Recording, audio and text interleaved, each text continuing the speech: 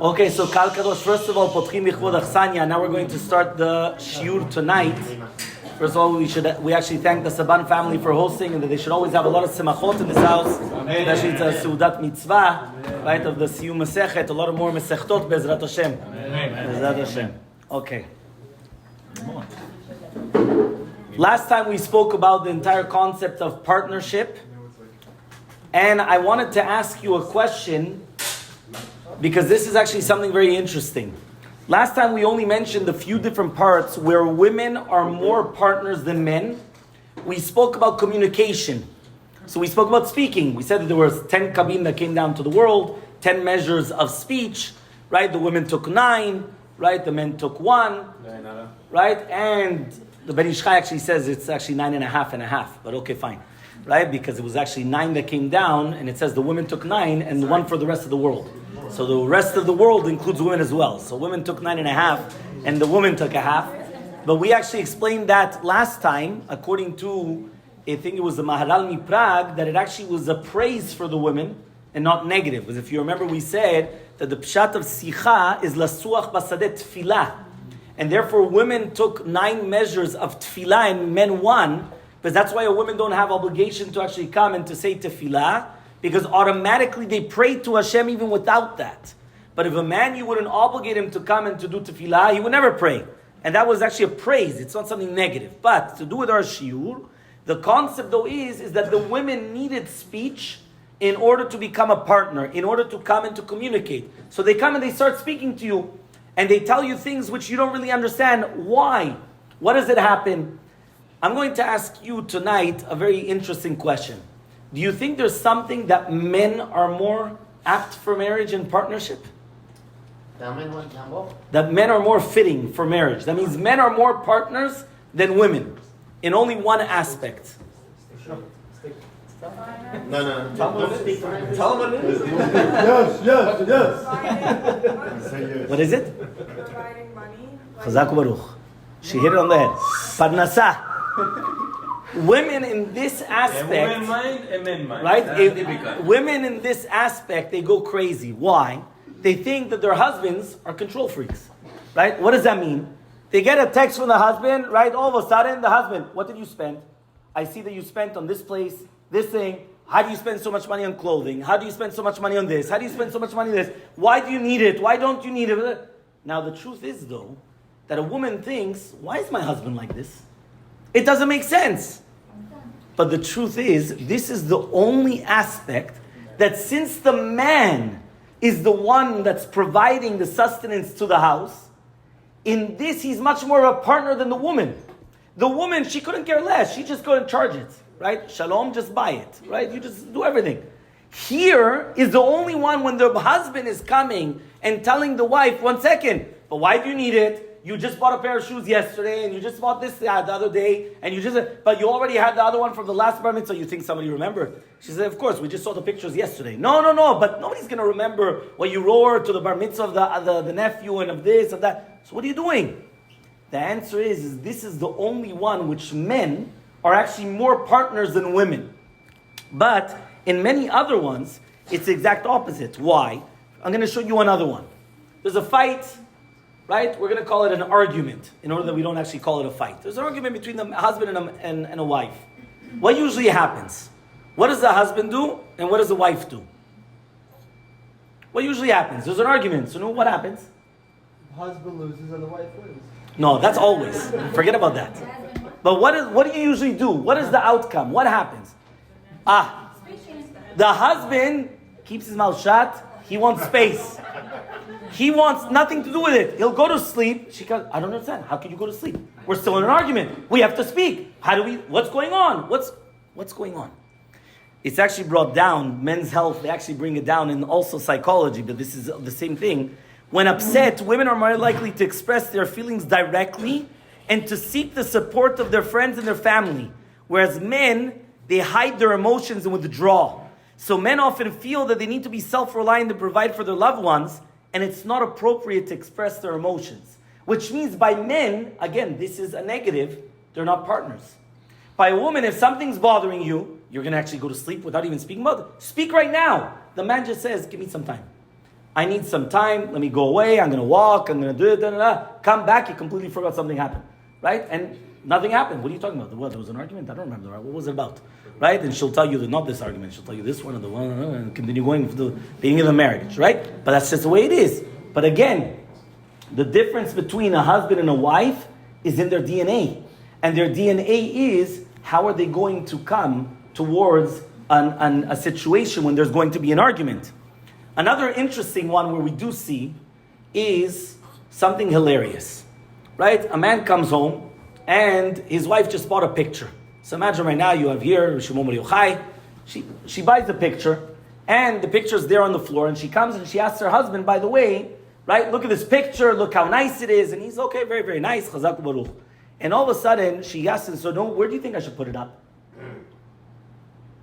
Where do I think I should put up the picture? So now the majority of the men are, what are they going to answer? Wherever you want, right? We're going to learn Rav Chaim, we're going to learn Rav Chaim Freelander on that in 1 minute. Give me 1 minute just on that point, wherever you want. Listen very carefully. So the majority of men, some of them will say wherever you want, but let's see even if he's a good husband. And he's going to say, you know what? I think on that wall.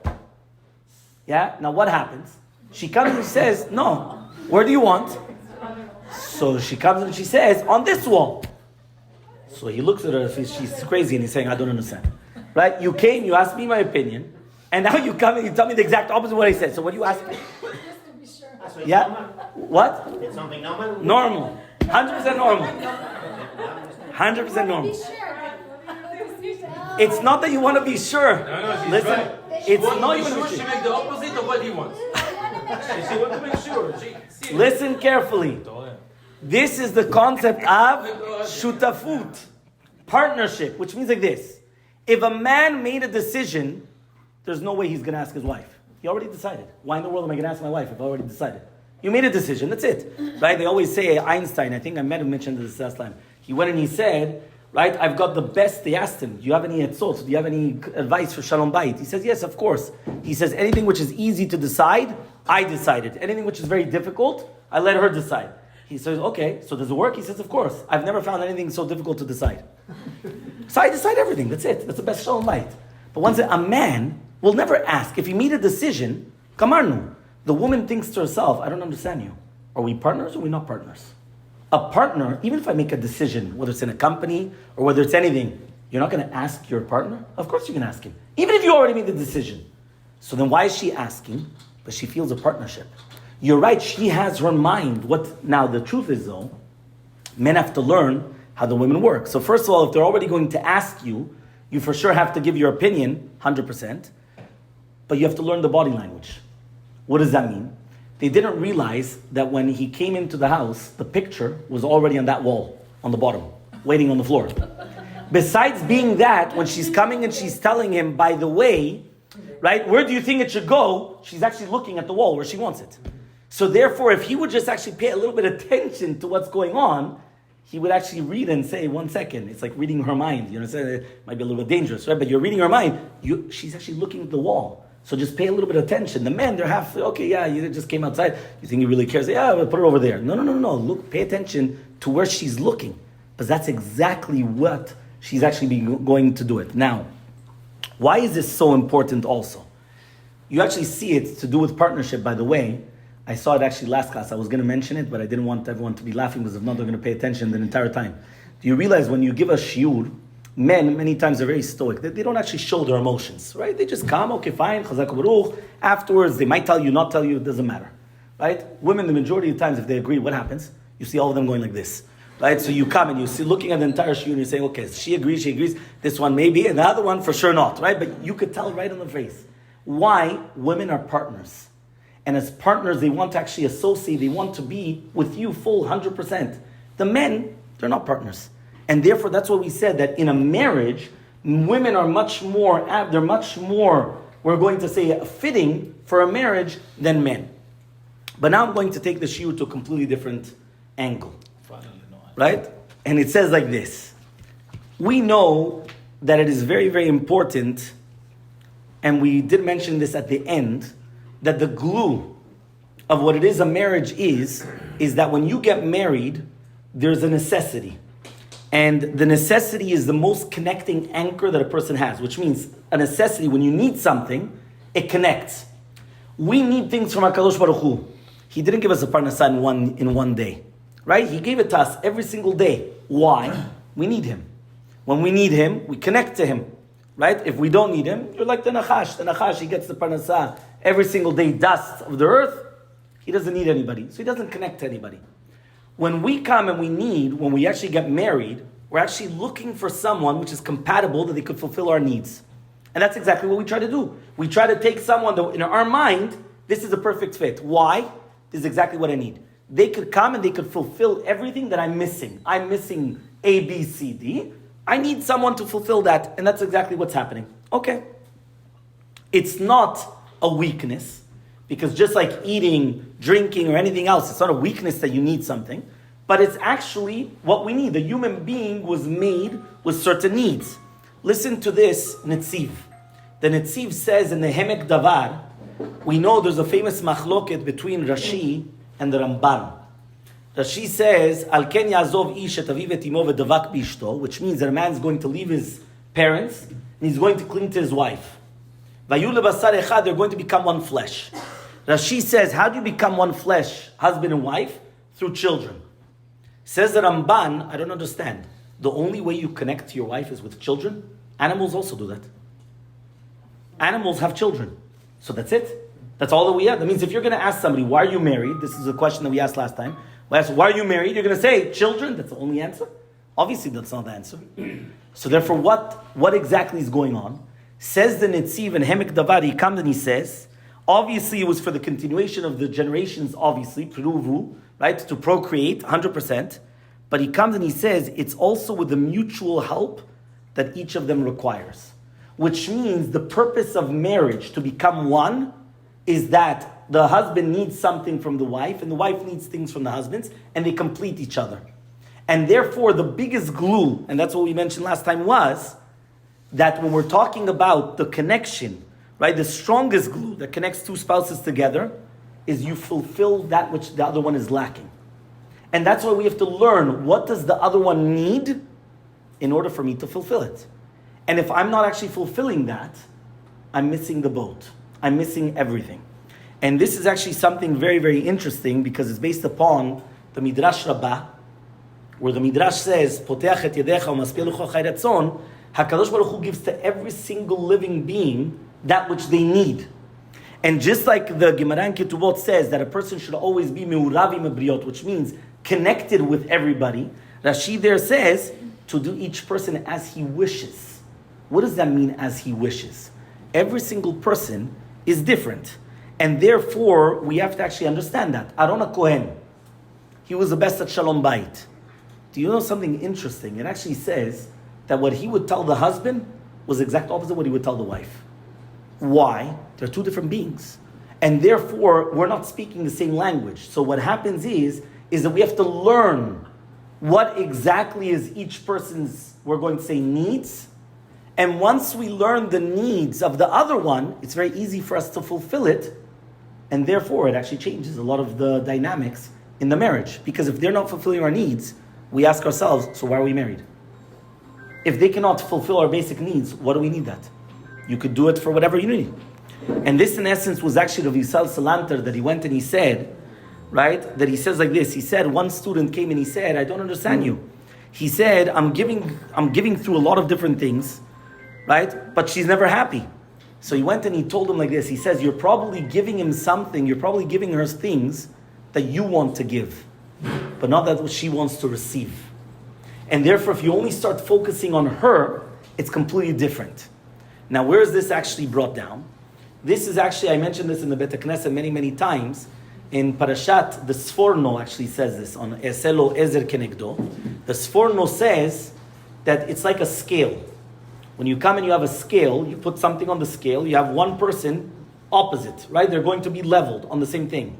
But he comes and he says, but there are two different things that you're measuring. You have one on the left and one on the right, the scale, when they're going to be. When it says Ezer Kenegdo, he comes and it says they have to be different. Why do they have to be different? If Hashem created everybody the same, so then there would be no purpose in this world. We were purposely created different in order that each one could complete the other one. And that's why Rashi comes on Parashat Kitisa, and he says something very in Parashat Mishpatim. He comes and he says something very interesting. You have a mitzvah to lend money to a poor person. Says Rashi, you have to look at yourself as if you're poor. What does that mean? You have to look at yourself as if you're poor. Says Rashi, if you want to do good to the poor person, you have to put yourself in his shoes. And therefore, the rabbis come and they say, all the more so, when you want to come and you want to know what your wife needs, you have to put yourself in her shoes, or vice versa, right? She has to put herself in our shoes. So now, let's try to understand the differences between them. So listen to this, something incredible. We mentioned before the story of the picture, right? Or the majority of men will come and tell you, I don't care. You want to get this tablecloth, the other thing, does this look nice, the other thing. The majority of men are going to say, listen, it's not important. Whatever you decide is good by me, right? I'll let you make the decisions. It's an easy one, right? Give it to her. The truth is, listen to this. Rabbi Yosef comes in the Gemara and says, I never called my wife, I called her my house. What does that mean, I called her my house? The woman, her base, her entire life revolves around her house. And that's why she's called the Bayit, right? Even when we come and we give a bracha in the Bet Knesset, many times I call them Nevat Betcha, Nevat Bayit, the house, that is the wife, right? The woman is the house. Now what does that revolve around? Anything to do with the house. So you're talking about whether it's going to be with all the furniture, whether it's going to be everything that's around. Now what happens is that many times there becomes a problem. Where does the problem actually become? The problem arrives is that when a woman comes and she's going to ask what's going on, the man comes and he says, I don't really care, whatever you want. What's the man showing? The what? He doesn't care. So what is he showing? He's not interested in her. And that's her translation. Now why? Right? What happens is as follows. HaKadosh Baruch Hu had to make the woman very, very sentimental. Very rikshi. Why very sentimental? The emotions, everything around the house is with emotions. Physicality is with emotions. The men, everything is logic. So I'll give you an example. Imagine right now your husband comes and he's sitting down at the table. He wants to prepare. He's learning something. So he takes out a book and all of a sudden he says, one second, I've got a question. I have to go to another place. So you go to another book, you take another book. After 5 minutes, you've got 5 books on the table. Right? So what happens? I have to go to Mincha. A few minutes, I'm going to come back. So she comes in and she tells you, right? The wife is going to tell you, please do me a favor. Clean up. Right? Put them away. So he comes and he says, I don't understand you. Bitul Torah. Clean up. I'm going to come back in whatever it is, 20 minutes, half an hour, an hour. Right? Many times they do this with a bed. Right? They just woke up in the morning. Right? And then he said, but I'm going to take a nap in the afternoon. Why do I have to do the bed? Right? And the woman's like, but I want the house to be clean. Why don't you do it? He said, but I don't understand. But in 5, what's the big deal? What's going on here? The logic tells you, doesn't make sense. I'm wasting time. I'm wasting energy. Just let me leave the books on the table. What do you care? Right? You're going to put the shoes away. You're going to wear the shoes again tomorrow. You're going to put this. That's the way the men think. But what happens? What happens is the woman, because she's so sentimental, she's actually, her life is the house. So what happens around the house? She comes and she says, I'm sorry, you're not thinking about me? Now what happens? Each one of them, they're speaking a different language. Because for him, it's not that he doesn't care, it's just that he doesn't realize that that's her life. And since he doesn't realize that that's her life, he doesn't put the importance to it. And therefore they actually come and they say, the example that we just mentioned is so important to realize what's hidden behind in order how to actually come and change it.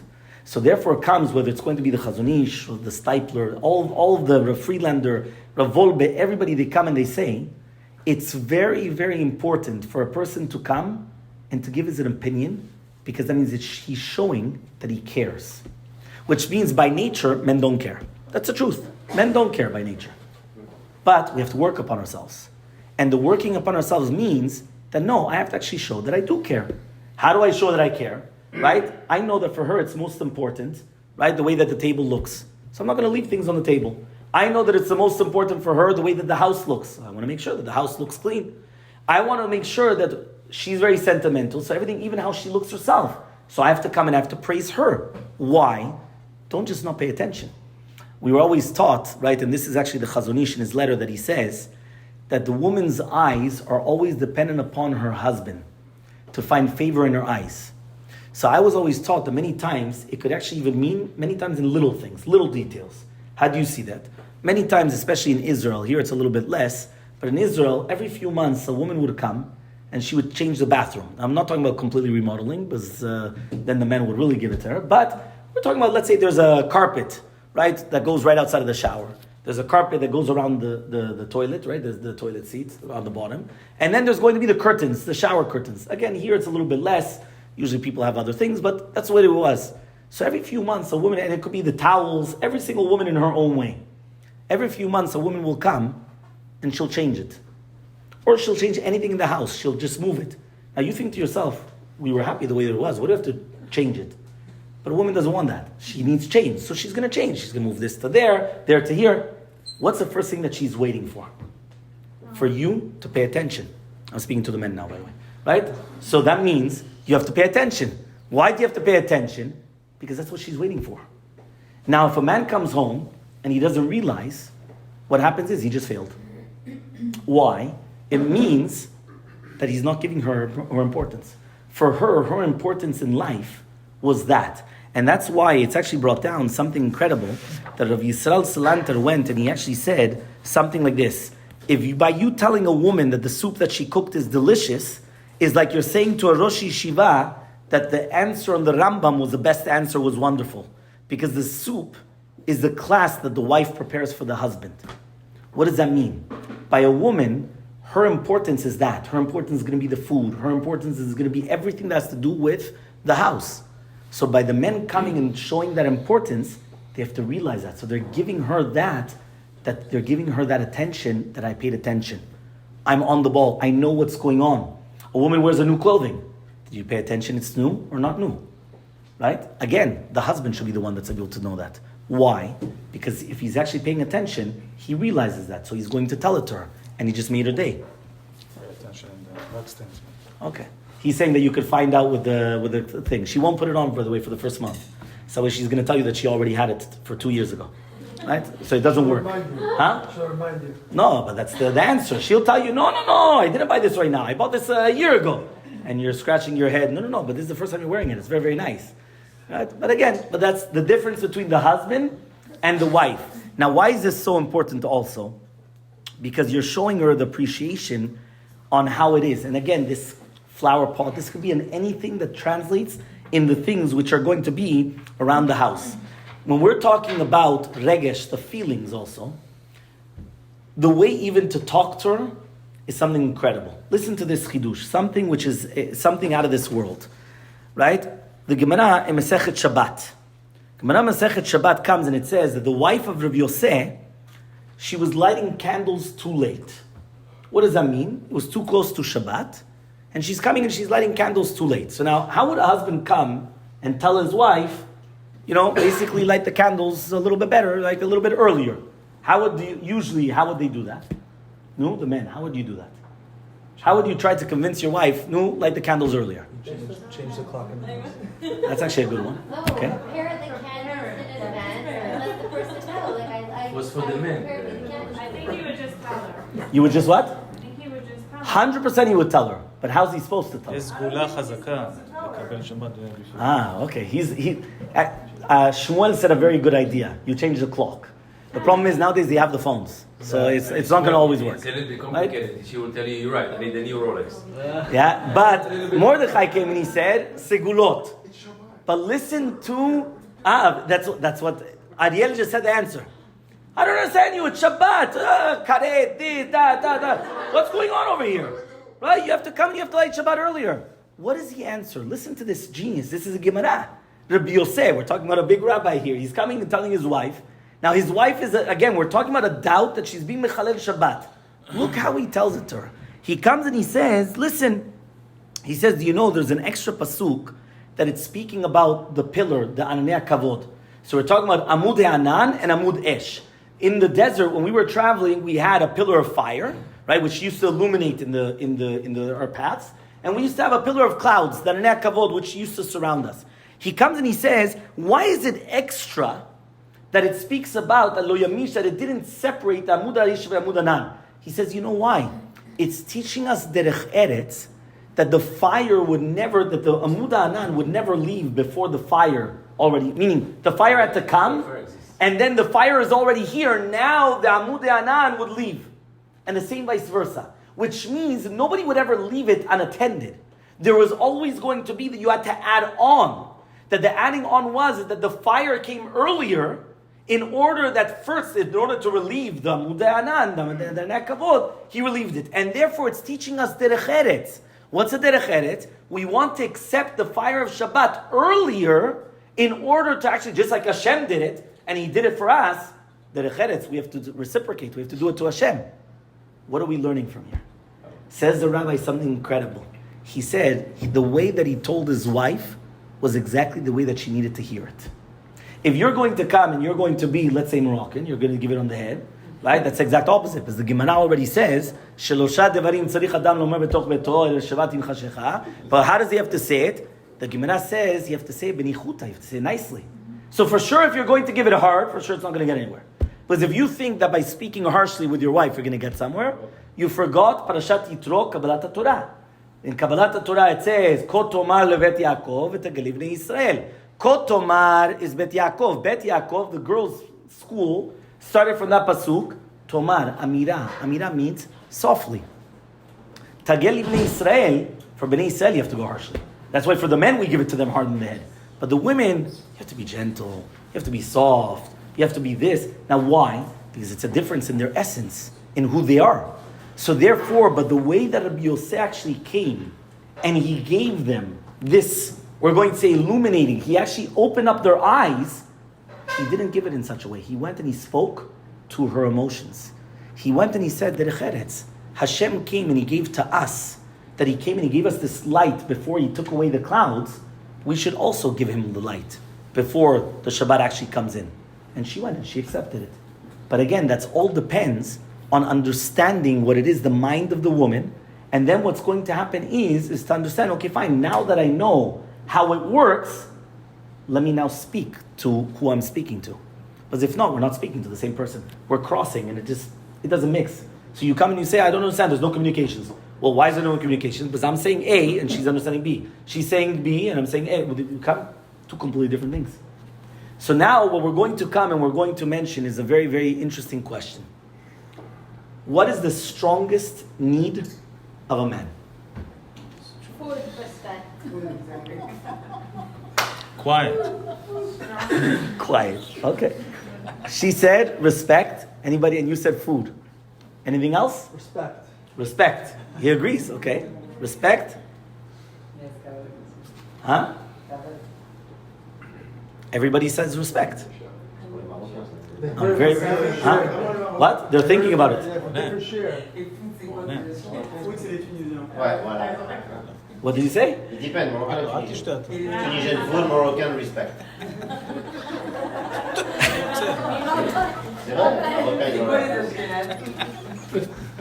Listen to this. Okay? Basically like this. The man's strongest need is that his wife is happy. Now listen to this though. Listen to this. Listen to this though. Now, but how does that come? And how does that translate to our days? Huh? Listen to this. Actually, by the way, you just said something very smart. Wait 1 minute. What he just said here. 1 second. What he just said, that what happens if she's never happy? 1 minute. 1 second. Listen carefully. What happens now is as follows. First of all, right? First of all, what we have to understand is, right, when we actually come and we say, how do we know that's true? Or when we're talking about appreciation or respect, how do we know that's true? A lot of people, I would have thought, would have answered me, maybe touch, or anything that has to do with anything other than that, or further down that line. But here we're talking about respect or appreciation. Now listen very carefully, right? What does that mean? A husband always wants to hear that his wife is happy. So all the time he wants to hear, right, that what? I'm happy, right? Now, where do we actually see this? So first I'm going to bring you down the psychology, and then I'm going to prove it to you from the Rambam. Okay, and listen to this. So first we're going to go for psychology.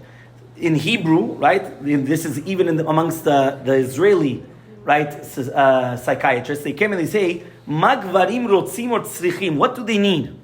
And they say, Gever mechapes lemi latet et matanat hanetina adira shelo, hu rotze lirot et bat zugato mesupeket, smecha, וחיננית עם הרבה שמחת חיים, אבל חשוב לו שזה יהיה בגללו.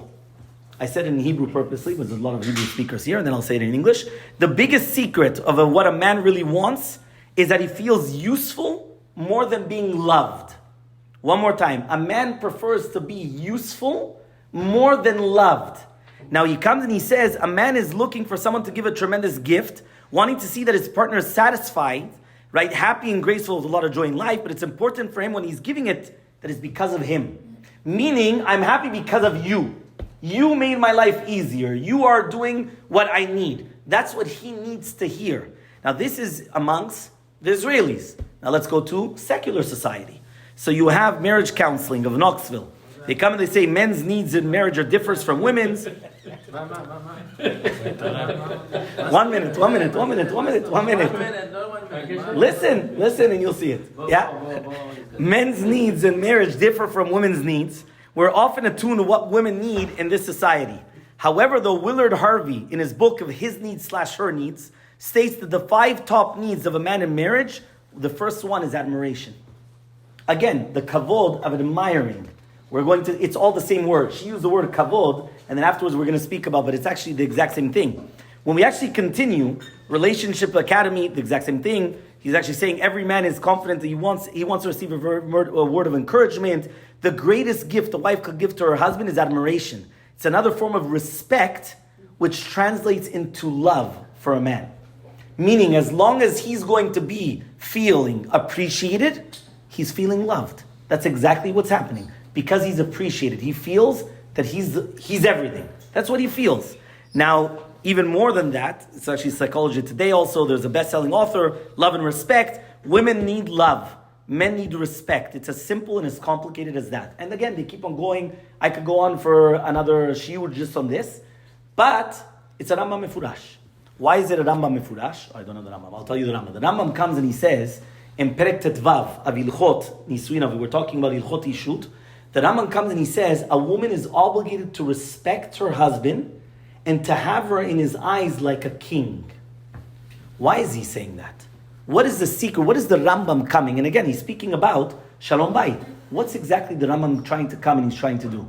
The Rambam is teaching us that for the man, the most important thing is going to be respect. How do you respect the husband? By showing him that you need him.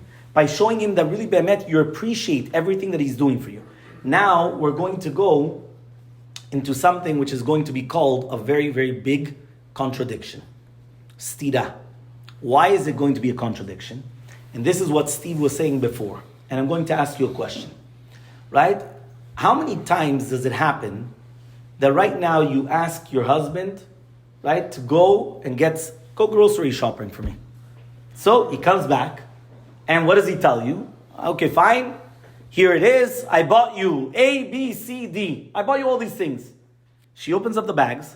Okay, this is for his chamin, for his fricassee, for his this, for his that. Can you repeat those words again? You bought for me? Right? What exactly, right? Or she takes out the kids. He takes out the kids. She asks him, can you take out the kids? Say, yeah. By the way, I just took out the kids for you. Okay. No, but, no, thank you. You have to take it out. Thank you. And what does she, what thank you? They're my kids, not your kids. You also have to take them out. What are you talking about? What's going on? One of the biggest challenges for women is to say, thank you. Really? Listen carefully. One second. When Rav Simcha Cohen gave this shiur, Rav Simcha Cohen, by the way, he wrote 4 or 5 different sefarim on Shalom Bayit. A Bayit Yehudi, Bet Shalom, right? And another 3 or 4, right? Incredible. Tons of them. He went and he said an incredible yesod. He says, the majority of times he says that, right? And you're going to have two extremes. One woman will come and say, why do I have to thank him? Why do I have to thank my husband and all? Right? Well, he thanks me. Why do I have to thank him? That's one extreme. And the other one, she comes and he says, what are you talking about? I always say thank you. And the question though is, let's ask the husbands, are they thanked enough? And if you're going to come and you're putting him under the sword. I'm saying it's either. What happens? There's a big problem here. The majority of husbands will say that they are not thanked enough. Now, what does that mean exactly? The translation is that they're not actually. לא, אני לא צריך מזה. טוב, אם כבר הפסקת, ככה. אתה מסתכל, אתה עוד שנייה יש לך דמעות בעיניים. יש פה אורחים. קח כפרה, תשתה. עוד שנייה יש לך דמעות בעיניים, שאני שומע רגע לא שזה, קח שתי. הוא אחרי משמרת כפולה. הנה, קח את כל הבקבוק, קח. הבקבוק לידי והוא עושה לי ככה, תן לי קצת. What does that mean? So I'll explain to you. A woman by nature, she tells her problems, she tells her husband all her problems. What does that mean? A woman comes home. Yeah, I have a headache. What does the man answer? Take a pill. Take a pill. Yeah? She gets upset. Why does she get upset? She doesn't like pills. No, not because of that. Not because of that. What? You didn't acknowledge it. What? You don't think that she's smart enough to take a pill? She knows about Advil. You don't understand. She knows that. Yeah? She needs attention. She wants a partner. She wants to come and she feels that when I come and I give you my problems, I show that you're my partner. Because I'm sharing my problems with you. Now what happens? A man by nature, what does he want to hear? He doesn't want to hear the problems. Why doesn't he want to hear the problems? Because problems equal that I'm the problem. Meaning when a woman comes and she says that I have a headache, what's it from? The husband. Right? So he comes and translates, oh, what happened now? Why is she not happy? Now he doesn't realize that the more that he gives her the attention, the more she tells her more problems. So again, it's even worse. And now he's like, Ribono Shel Olam, sheket, quiet. What quiet? I'm not screaming. She tells him, but I wasn't screaming. What do you want quiet? The quiet equals means, I want peace and quiet means, I want you to be happy. And therefore here, this is one of the most fundamental problems that you have a contradiction. A woman comes and she says, listen, I don't understand. He's never interested in what I have to say. I come and I tell him I have a problem. He's always a problem solver, right? He always comes. I come and I tell him I have a problem. Nah, it's not a problem. Do this. Well, I knew about that. No, why are men always trying to problem solve something that for sure the women already know, right? The women they just have the same IQ as you. Don't worry about it. They can figure it out. They don't need you to come and tell them something that they already know. So what's going on? The problem though is, by nature, a man does not want to hear, right, that there's a problem. Because by nature, he wants his wife to be happy. That's all that he wants.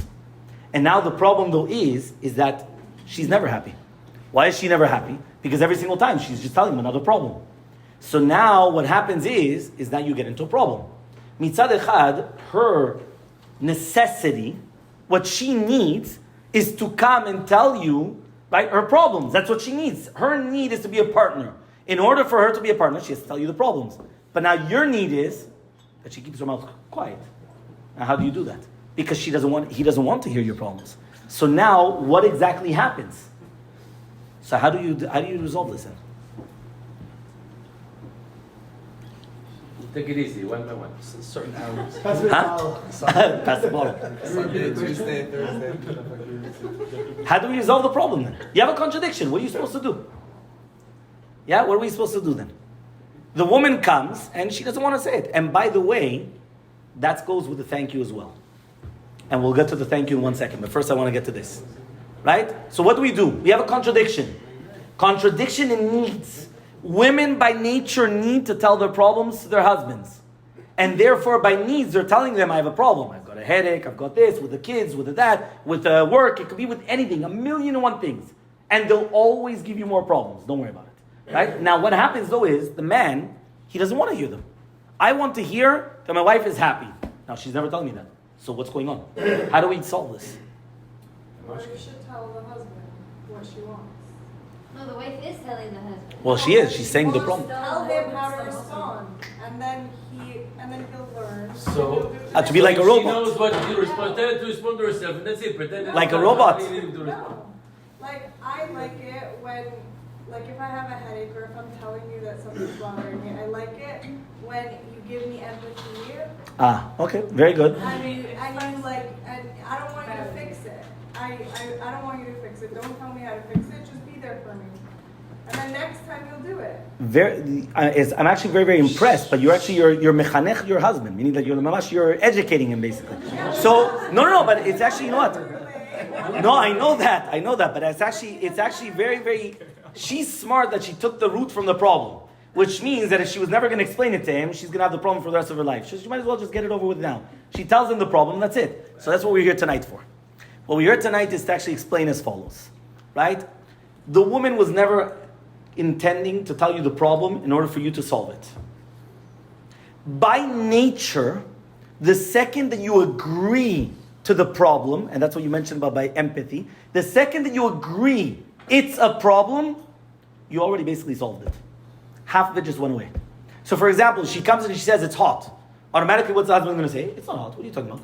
It's not hot. Yes. All of a sudden, no, it is hot. What are you supposed to say? The exact opposite. No, you know what? Even go the opposite. The opposite means, you know what? You're right. I think it's one of the hottest days in the year. Now all of a sudden she comes and she says, no. Al tagzim. No, not that much. Not that much. What happens? By you coming and agreeing to the problem, right? The tzarat rabim chetzi nechama, what we call about that. Now you're sharing a problem. You just relieved her. Right now, half the problem you just solved. You're a problem solver. But without actually going the other way around. You actually just solved half the problem. Why? You're in this together with her. You agree with her that it's correct, right? It's hot. You agree with her, right? I'm exhausted. What does he say? I'm also exhausted. Why are you also exhausted? Or why are you exhausted? You slept 10 hours. Men don't realize that women by nature have to sleep more, right? It's in their DNA. Right? Of course. Women need to sleep more than men. No, doctor? Please tell them. It's not true. Check it out. Do a Google search right afterwards, please. Do a Google search. You have a doctor here. Right? That's why I asked him. He didn't want to answer them. That's the best part. Yeah? Women by nature need to sleep more. Why? For their body. By the way, the majority of men do not realize, right, that when they get married, right, they thought that they married one woman. They married 3 women. Right? You see, they fix your problems. Yeah? What does that mean? You got married to 3 women. Very, very simple. Right? He thought it was the mother, the mother-in-law, and the wife, the mother-in-law. No. You got married to 3 different women. The first woman is a woman when she's in the regular, right, cycle of life. A second is a woman when she's pregnant. And a third, a woman when she's an Ida. 3 completely different women. Completely different. Yeah? What does that mean? She acts differently and everything is different. Now this is not only brought down in, right, psychology, you have it all the time, right, the entire concept of what? Right? He said to his opinion there are 3 more. Right? So before that, when they had 3 wives, it means they had 9 wives? Of course, 100%. You have to understand, what you have to understand though, is that every single time it's going to be different. A woman, when she's an Ida, she's much more sentimental. She already feels that she's pushed away. And therefore, you have to actually be even closer to her, not physically, but emotionally.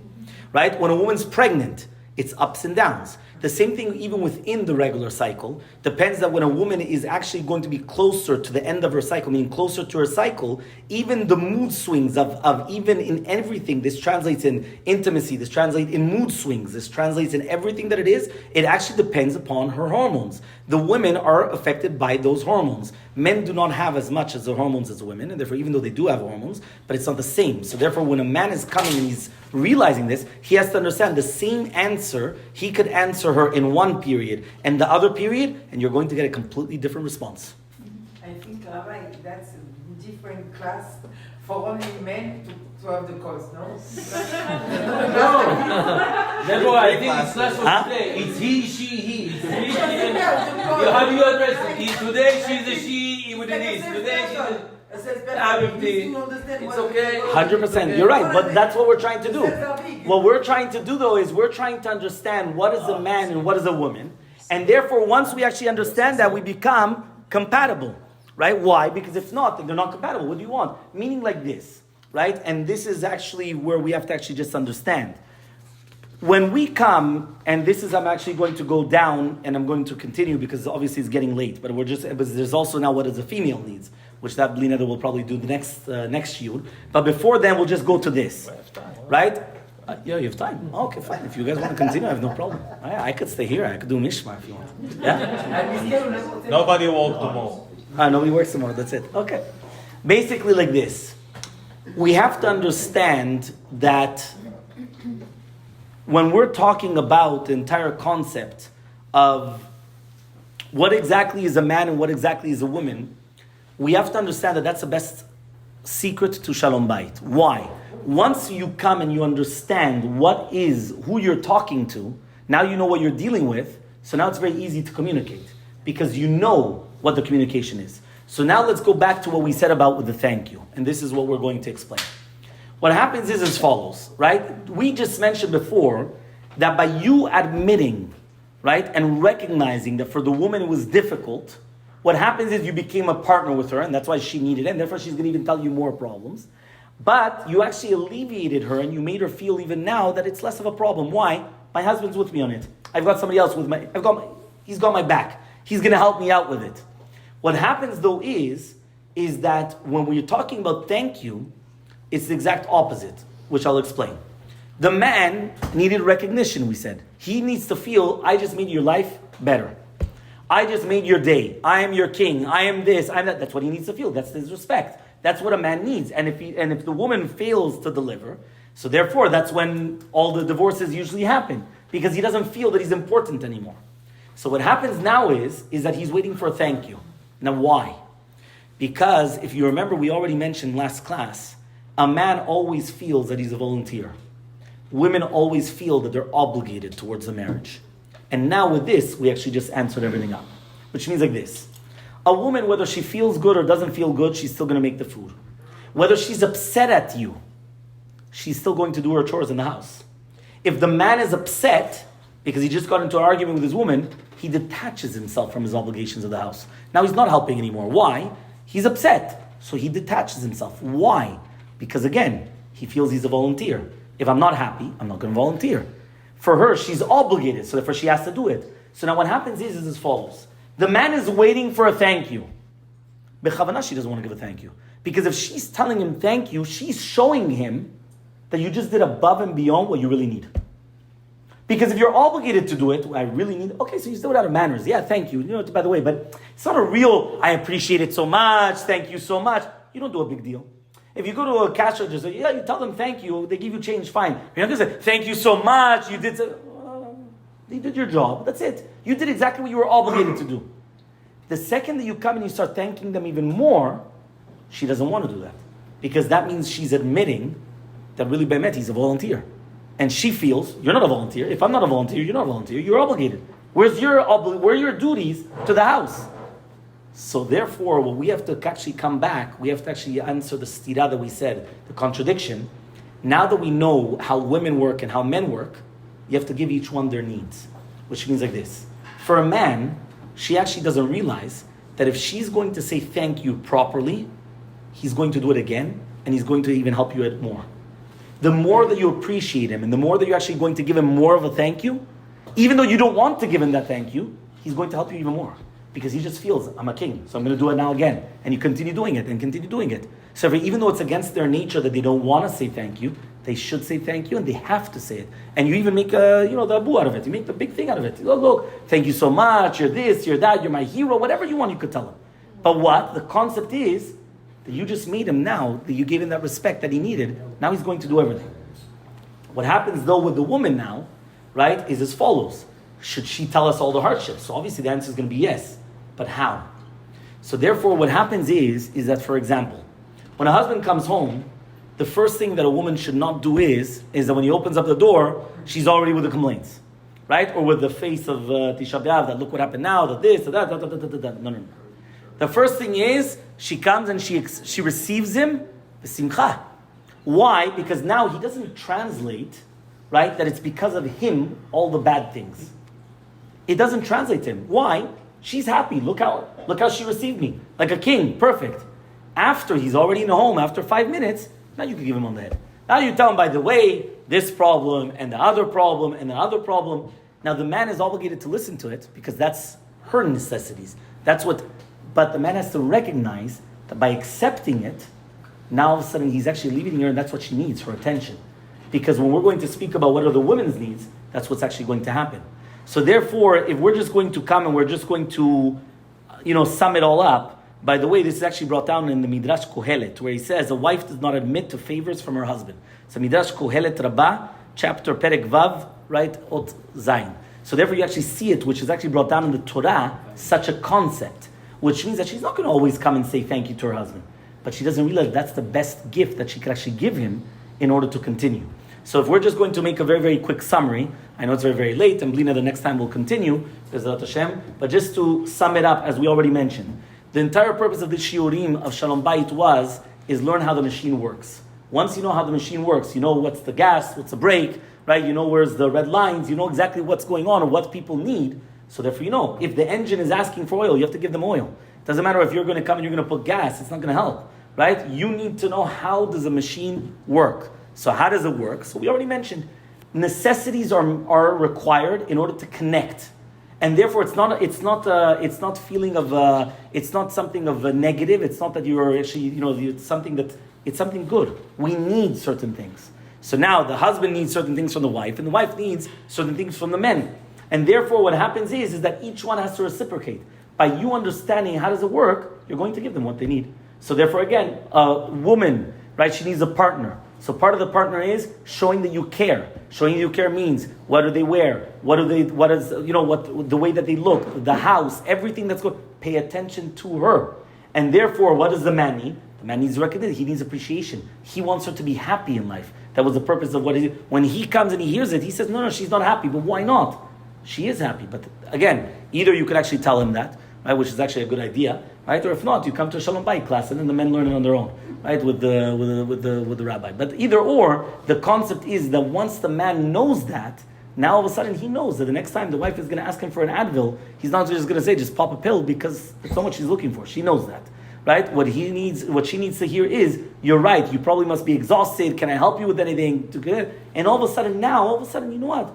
No, it's not that bad. You know what? I could still manage, right? All of a sudden she changes. And it's 180. And you're thinking, what happened? All you did was you recognized that it was actually hard for her, and all of a sudden now it changes, right, the entire thing.